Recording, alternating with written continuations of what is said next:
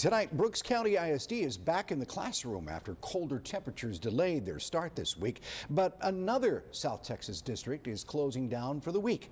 Skidmore-Tynan ISD making that decision just last night. So there seems to be a trickle effect as school districts across the coastal bend being forced to make decisions, some of which include closures due to staffing shortages related to COVID. And tonight, our Alexis Green joins us in studio with how these rural school districts plan to reopen and finish out the school year. Alexis?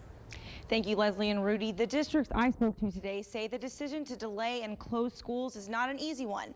But with the number of students and staff out with COVID-19, they're left with no choice.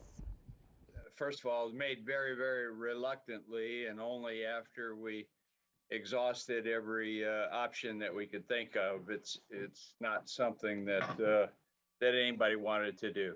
Richard Waterhouse, superintendent of schools for Skidmore-Tynan ISD, says they made the decision to cancel school for the remainder of this week beginning today for matters out of their hands. The tipping point came when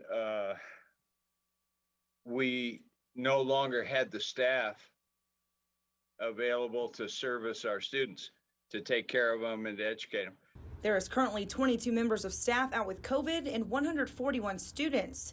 Waterhouse says this is the highest number of cases they have had since the pandemic began. And unfortunately, this is not the only rural district facing this obstacle. Today, Brooks County returned back to school after a week off to help slow the spread and allow for adequate testing. Currently, they have 15 positive members of staff and 31 students. But yes, it is creating a shortage. Now, it's not all in the classroom, right? That includes our cafeteria personnel and our custodial personnel. So in some ways, it doesn't affect the class size. But again, I commend the school district. They were proactive and brought in a pool of eligible substitutes who were able to help us out.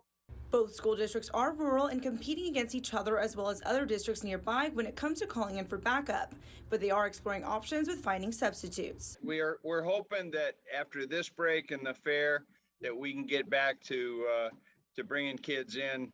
You know, we always think about academics, but we've learned that the emotional well-being is also very important.